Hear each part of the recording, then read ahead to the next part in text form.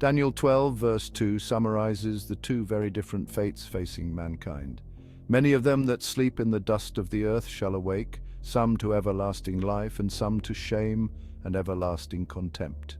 Everyone will be raised from the dead, but not everyone will share the same destiny. The New Testament reveals the further detail of separate resurrections for the just and the unjust. Revelation 20 verses 4 to 6 mentions a first resurrection and identifies those involved as blessed and holy.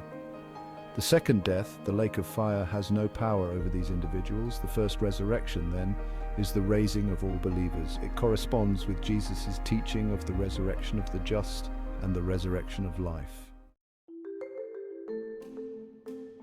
The first resurrection takes place in various stages. Jesus Christ himself, the first fruits, as mentioned in 1 Corinthians chapter 15 verse 20, paved the way for the resurrection of all who believe in him. There will be the resurrection of the dead in Christ at the Lord's return, as noted in 1 Thessalonians chapter 4 verse 16, and the resurrection of the martyrs at the end of the tribulation, Revelation chapter 20 verse 4.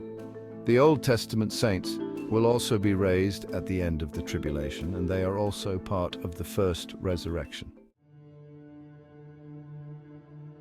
Revelation chapter 20, verses 12 to 13, identifies those comprising the second resurrection as the wicked judged by God at the great white throne judgment prior to being cast into the lake of fire.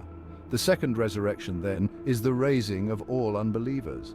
The second resurrection is connected to the second death. It corresponds with Jesus' teaching of the resurrection of damnation, John chapter 5, verse 29.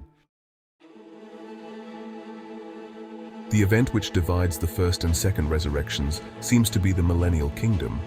The last of the righteous are raised to reign with Christ 1,000 years, Revelation chapter 20, verse 4. But the rest of the dead, that is, the wicked, lived not again until the 1,000 years were finished, Revelation chapter 20, verse 5. What great rejoicing will attend the first resurrection! What great anguish at the second resurrection!